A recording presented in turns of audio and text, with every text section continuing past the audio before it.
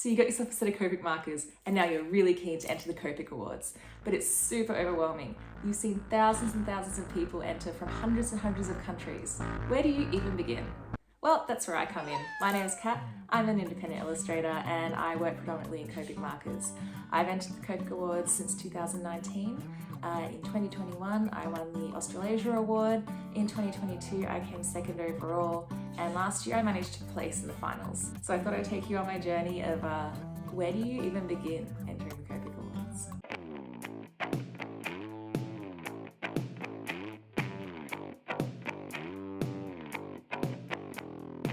To be honest, for me, I actually don't really put a lot of emphasis on winning when I enter the Copic Awards. I'm more interested in just like having fun and seeing all the amazing other artists and just seeing like how far I can push myself and then seeing how far I can get. It's just fun to me. But I know a lot of people are way more analytical than I am, and I guess I have some kind of insight having been in the industry for, 20 years. No, how old am I? Yeah, 20. Oh, I'm old. Yeah, I have some kind of insight, I suppose, as to potentially what you can look at to maybe make an informed decision about your artwork. So when I'm starting an artwork for the Copic Awards, the main thing in my head is what can I bring to the table that no one else is bringing to the table? What's going to make my artwork stand out from everyone else's? And I don't want to rest on the fact that I'm really good at rendering or like really good at color selection or color theory, because there are so many artists out there that are entering these competitions that are amazing photorealism artists or super awesome manga illustrators. There's hundreds and thousands of people that are probably way better at any of that than I am. So what I want to bring to the table is something that's going to make the judges come back and go, how did she do that? Or like, where did she come up with that idea? I never would have thought to, do that or use them in that way, or, something that's going to make them come back again and again and keep looking at your artwork. So for this year, I have 2 ideas for the awards, and I'm not going to tell you either of them just yet because A, I haven't actually tried them yet, so I don't know if they work. But B, I don't want anyone else bringing it to the table, right? My main interest in using Copic markers is actually experimenting with how far I can push the medium. So this year I have ideas where I've gone, what if I tried this? I wonder if this would work. And what could I do? Like, what if I used it with this and tried it like that? That sort of thing. So that's my starting point usually. So this depends on what sort of artist you are, I think, as well, and where your inspiration comes from. So my inspiration almost always comes from something like that. And then I think about what I can funnel that into, like what meaning or feeling or like what I want to convey, what that would lead to, like what it would lend to really well. A lot of other artists are really emotional to begin with about their artwork. So maybe you can come up with something that really means the world to you that you want to convey in your artwork. I've noticed a lot with the winners of previous Copic Awards that they usually have some, deep meaning behind the artwork. So if we're going to be analytical about it, which I never am, I try not to think about any of this when I'm entering the awards, but I know this will help some other people and maybe just make you less nervous, I guess. I think we should have a look at who the winners were of the previous years and what the judges have said about those winners and why they chose them for the awards. So let's get started.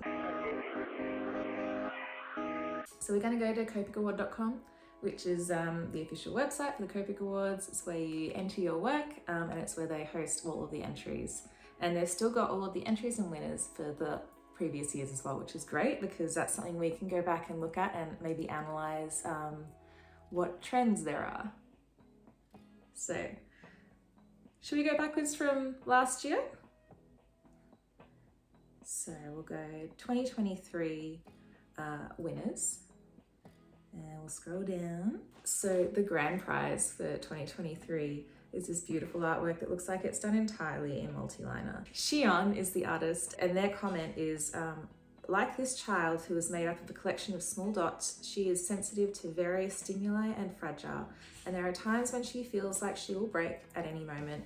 I drew it consciously of each and every emotion I feel in my daily life. So that's sort of where I was going back and telling you about maybe creating something that has a deeper meaning and a lot of emotion. it'll help the judges connect with your artwork and come back and look at it again and again. I think another thing this artwork has going for it is it's so detailed. I imagine they wanted to see it in person, which is why they which is why they put it in the finalists. When you're in the finalists, you send it to Japan and they look at it in person. And I imagine seeing this in person would have been really quite astounding. Like, there's just so much detail here. They probably could look at it for hours. So definitely that's something that would have had them coming back again and again, looking at this piece. So Mr. Oshimoto said that I was captivated by the artwork's diverse line work, especially the exquisite depiction of skin using subtle thin lines. It feels as though the entire canvas radiates the artist's emotions and reflects their character. It's like a self-portrait.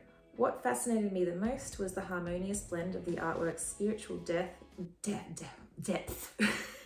and the use of multi-liner pens, which created a profound synergy. So he was, as I said, like really interested in the sort of incorporation of detail to create emotion, and that's what captured his imagination. Ms. Shinohara said, as I gazed upon the paper, I was struck by the fluid and imaginative pen strokes. The fusion of curves, straight lines, and dotted patterns spoke to my emotions, drawing me in and making me want to intricately trace each line in my mind. I found myself deeply engrossed in this three-dimensional monochromatic world. So again, they're really interested in like how these sort of shapes created emotion, because they knew that that's what the artwork was about, so that's what's in their head when they're thinking and looking at it. And then the detail in it really captured their imagination, like imagining what they could all mean, and just there's just so much that you can look at in this artwork that you could be there forever.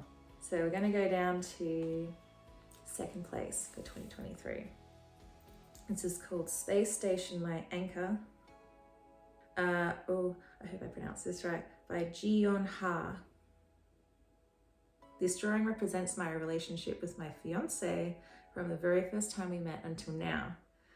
So I find that really interesting because from far away you kind of can't really see what's making up this image, but when you zoom in, my goodness, the amount of work that would have gone into this. Wow. So again, there's like a seed of emotion that's attached to this artwork, which the judges will be thinking about while they're looking at it. But then just like the amount of detail that's involved in this, like again, you could be looking at this for hours and hours and like still miss stuff. So I think it's still it'll be a similar thing that the judges talk about. Let's have a look. So Mr. Oshimoto, among many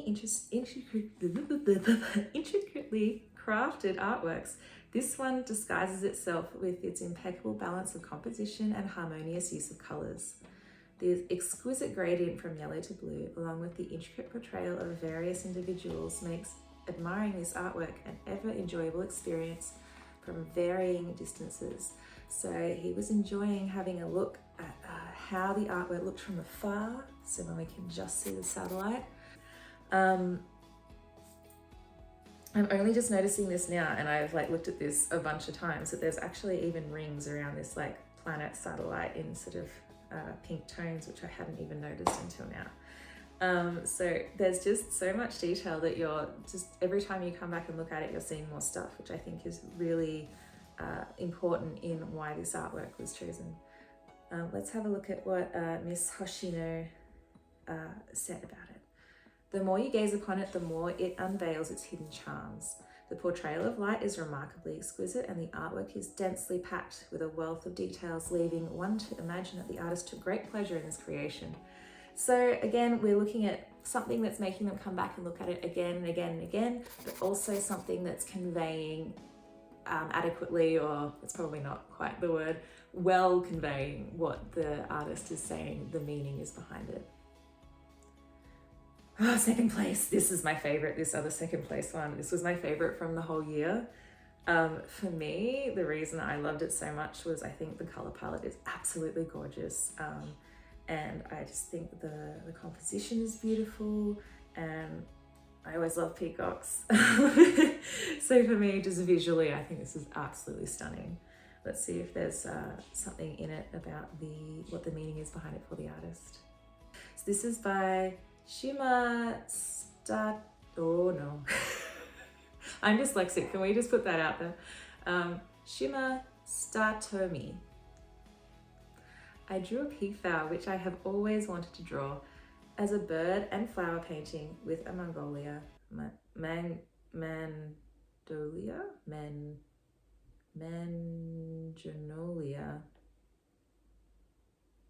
Editing cat, help me. The peafowl is a very attractive creature that differs from the Indian peafowl in that the colours change from the neck to its wings. I think it's only possible to express such vivid colour changes with Copics, which have such good colour reproduction. So there's a little bit of, I guess, pandering to Copic execs in there as well, which I imagine was probably intentional.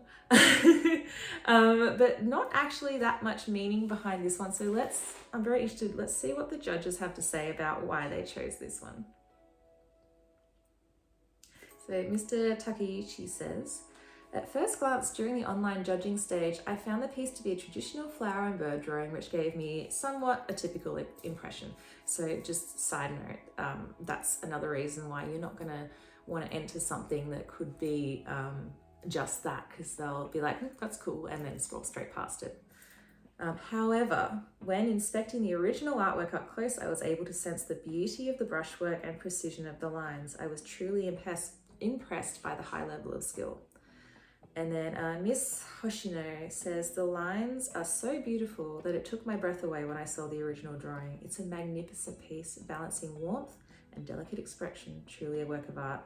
So this does go a little bit against what my suggestion was, in that they're both admiring just what a gorgeous piece of work it is. And I suppose that's, what I said too when I saw it. So maybe if you're at this just like amazing level of art creation, you could potentially lean on that. But for me, I am not that confident. So let's have a look at the year before, so 2022. Oh yeah, so the grand prize for 2022 I think was just absolutely stunning, and such a cool concept. And I think there's multiple reasons why I would have chosen it as a winner. It's this really cool idea where the artist has created lots of different patterns and textures with the Copics, which is something that, alcohol marker really lends itself to. But then they've cut it all out and created these like really cool characters with like paper cut. What is it called? Montage? What's the word? Anyway, they're, tangible, stick it on the paper. There's a word for it that I can't remember right now. They've done it that way, and I think it's just the coolest concept, and all the colors are harmonious. They work together. It's just on so many levels, such a cool piece of work. Now let's see if my translate will work on this one. So this artist's name is Circle, and what they've said about their artwork is they have different looks and personalities. Each person has their own story and color. This is me, be yourself. I made it by cutting and pasting paper that I drew, colored with Copic markers. So it's talking about how the way that they've created each of these characters creates their own personality, talking about how it expresses different people in society and how we're all different from each other, which I think is a really cool concept as well. So let's see what the judges had to say about it. Okay, so Iriko Kimura, oh my gosh, I'm so sorry. It was not until I saw the original that I realized this entry used the paper collage, that's the word I wanted. Used the paper cut / collage technique by pasting paper cutouts together. A solid outline was created, and then in the background, different colors were applied to each of these 9 characters. The combination, oh my gosh, look, he's gonna pee behind me, isn't he? He's been barking because he wants me to let him in, but he's gonna tippy tap all over the floor. where was I? The combination of these colors and the rich expression on each character's face makes this piece very attractive. I'm sure the artist spent lots of time and enjoy creating this piece. That is actually one thing I get from it too. There's like a sense of joy of like creation in this work as well, which is really fun. And then Yuki, oh my goodness, Yuki Suetsugu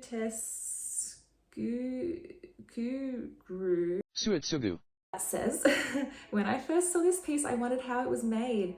At the same time, I just wanted to enjoy it because it was very satisfying to see. I think the piece is technically brilliant and shows the qualities of Copic as an art medium, using a variety of colors effectively and showing the potential of gradation techniques.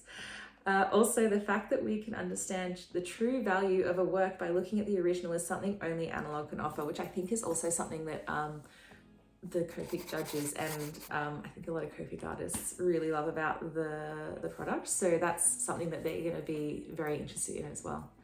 The 9 characters in this piece convey the artist's belief that all people are different.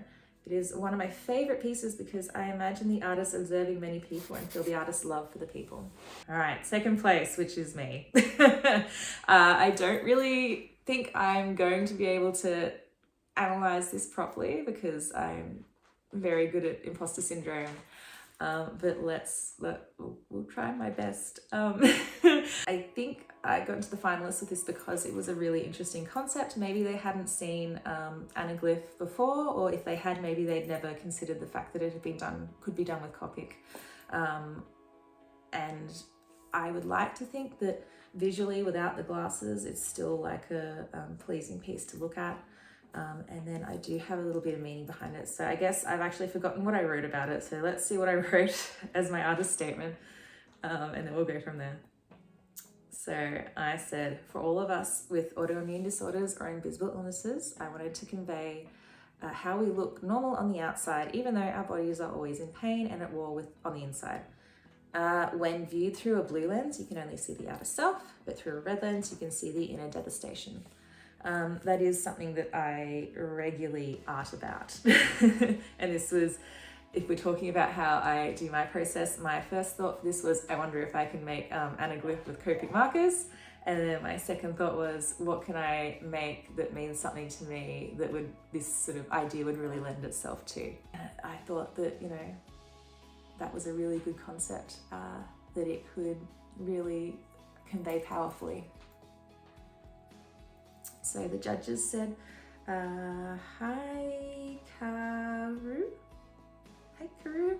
Ichijo. The basis of this entry is to have the audience wear stereoscopic glasses to view the work. Even without that idea, the piece is high level and excellent the piece is high level and excellent in every aspect, including the skillful rendering and composition, the beautiful pose of the female motif, and the warm balance of color scheme. The depiction of skin texture. I'm really not comfortable reading about my own work. The skin texture is very detailed, but I could still tell how it was drawn. Even after seeing the original, the more I look at this piece, the more I notice something appealing about it. I'm very bad at this and I don't know what to say about that. Let's move on. Kota Niusu said, the artist's incredible drawing ability and deep knowledge of the human body are evident. At first glance, it looks like it was created digitally, but I imagine it would be impossible to draw this work digitally in the same way. In this sense, I feel that this piece is a challenge from analog to digital.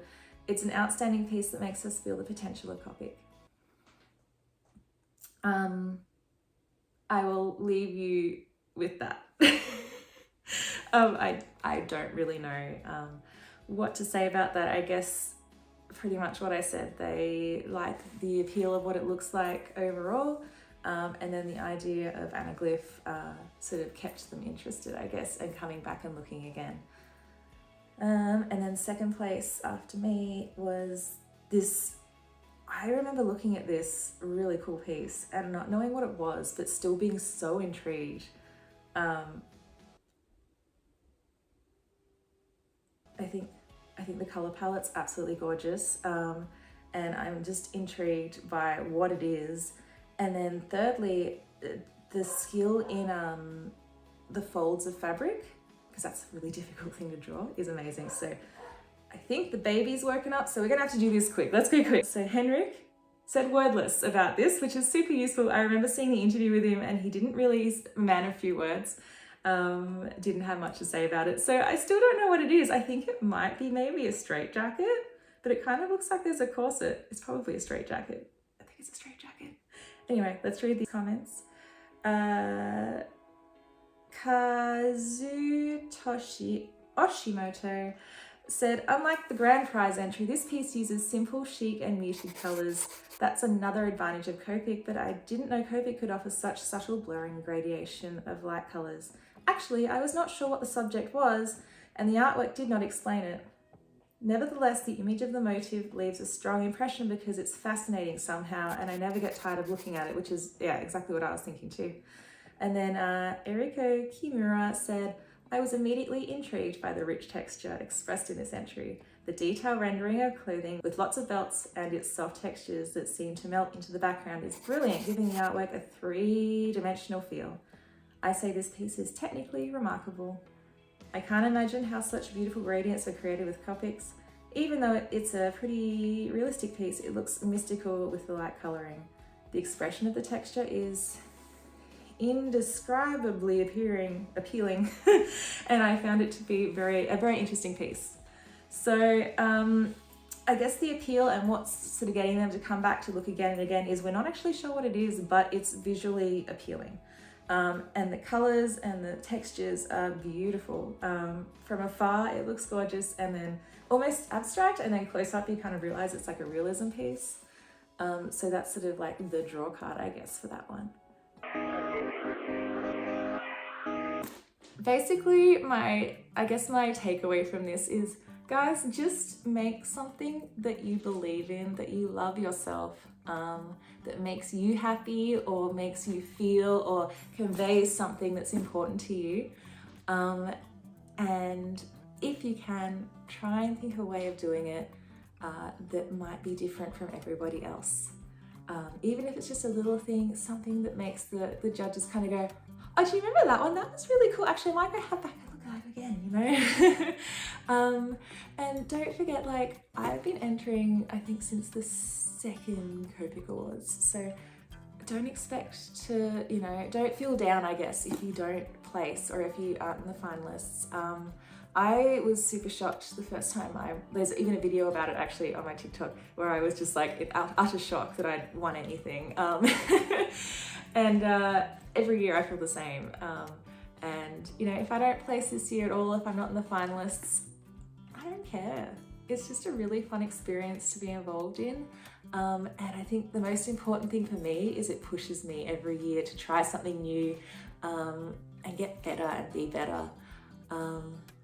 And I guess that's my takeaway from this. So if you guys are entering the Copic Awards, oh my God, please tag me in what you decide to do, because I would love to see it. And I hope that this was useful to you, even if it wasn't, if it doesn't sort of give you an idea for what you want to do, maybe it just makes you feel less nervous about entering. Okay, well, if you want to see more of my work, you can see it at all of these social medias here on the screen right now. You can check out some more videos by me. And maybe you can find out exactly what I decide to do this year. If either of them work, I'll do a video on it. Maybe it'll be a botched experiment time. Until then, I'll see you next time. Bye! In case you're wondering why I'm recording on the floor in front of my window, because right now my studio looks like this. Hi! My shelves are finally coming in. My shelves and my desk and all my storage for my new studio after 10 months of temporary storage and living out of boxes. So I'm quite excited about it, but it also means that I'm displaced for about 3 weeks. So you'll have to deal with tippy-tappy dogs, echoey, everything. But you do what you do, don't you?